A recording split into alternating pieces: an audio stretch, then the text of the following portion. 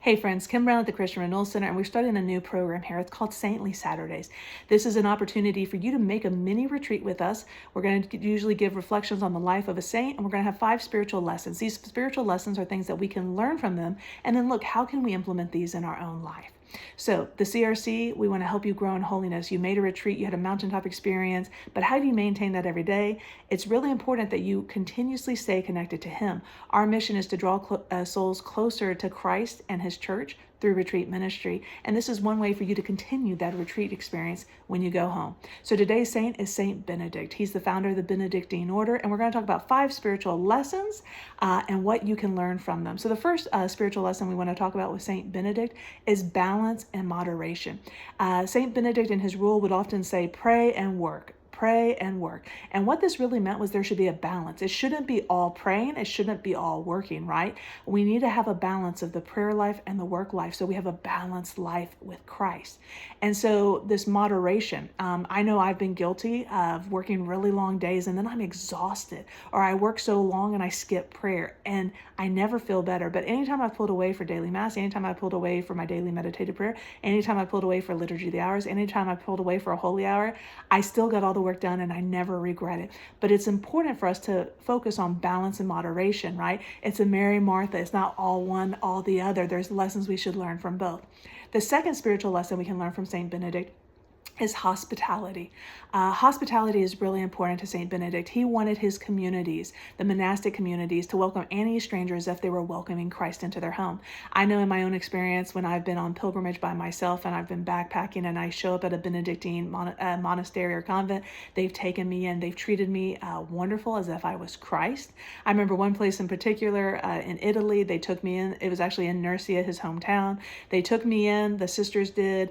They fed me probably one of my best meals in all of Italy, this home-cooked meal. And on the day that I was going to leave, I was waiting for sister to tell me how much, and sister never gave me a price. And finally, I kind of had to pull out money since she was speaking Italian, I was speaking English, and we couldn't translate well.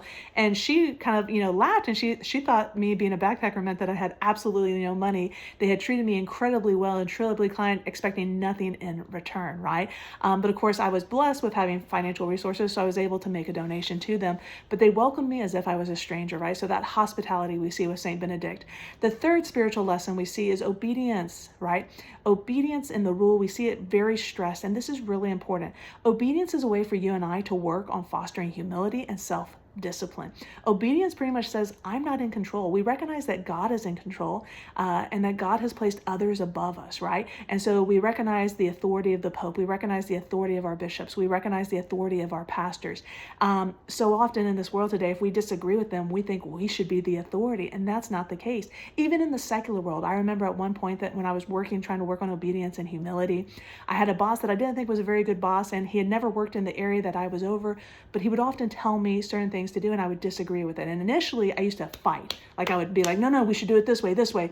So then when he would say something, I would say, well, this is why I think we should do it this way, but if you want to do it your way, then I'll do it. And he would be like, no, I'm going to do it this way. And I would just pray and I would just accept it because I was working on being more obedient because he was a lawful superior that was placed over me. The fourth rule, that a spiritual lesson that we can learn from Saint Benedict, is stability and commitment. Saint Benedict wanted those to stay committed to their vocation. So if you had entered the monastic life, even in the challenges and the hardships, you need to stay committed. This is something that our world, I think, desperately needs. We're in a world where people, they don't like the music at their church, they switch churches. They don't like the new pastor, they switch churches. We're switching jobs year after year because something gets hard or something gets a challenge or I don't like this person. And we're seeing that we're struggling with stability and commitment.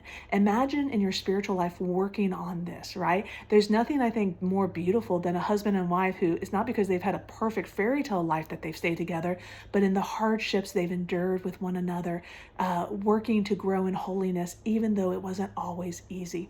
And the fifth spiritual lesson I think we can learn from Saint Benedict is regularity and routine. The rule of Saint Benedict kind of set out the day with a schedule. It's important that you and I have a schedule. This is called a rule of life. And one of the things that I work with people on sometimes is, what is your rule of life? Do you have a set time in your day for prayer? Because if you don't, it's easy for you to say, I'm going to pray later, but it never happens. Things that are important, we plan for. And this is where a routine and regularity comes in. So I thank you for joining us for the Saintly Saturday, and I hope you've learned something, and I hope you take something and grow from it. God bless.